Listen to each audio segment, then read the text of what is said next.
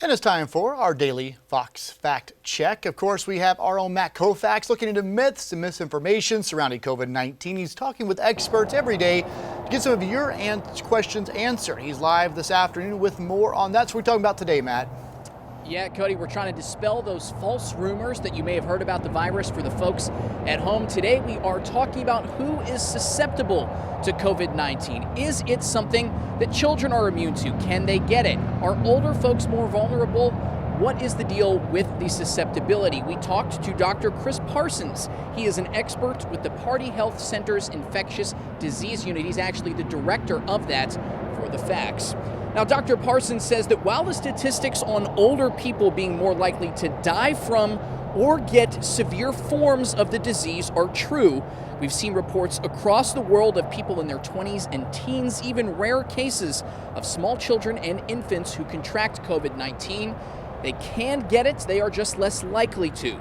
The CDC recently released a report that said 1 in 5 people landing in the hospital from COVID-19, and this may surprise you in the U.S., are between the ages of 20 and 44.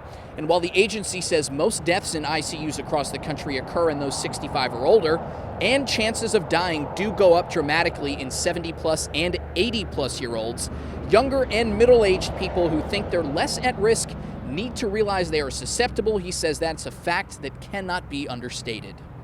This virus seems fundamentally different from past viruses in its ability to replicate or grow to a larger extent in nose and mouth, and at a time where people have few or maybe no symptoms at all. And so it's much more likely to be transmitted from person to person, even among young people. And not only can they get it, and they might not fall gravely ill, but they can then pass it to other people. He adds, transmission often happens at an early stage before people even know they're sick, and we know that some people who are sick are also asymptomatic. It is a novel virus, meaning there is no vaccine. Our bodies have not built up those antibodies to fight it, so he says, wash your hands, social distance, isolation. That's still the way to go.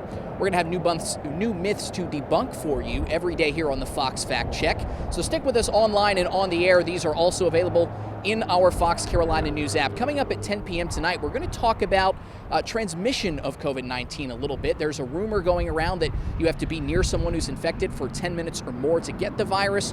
We'll hopefully debunk that for you later tonight. In Greenville, Matt Koufax, Fox Carolina, the 4 o'clock news.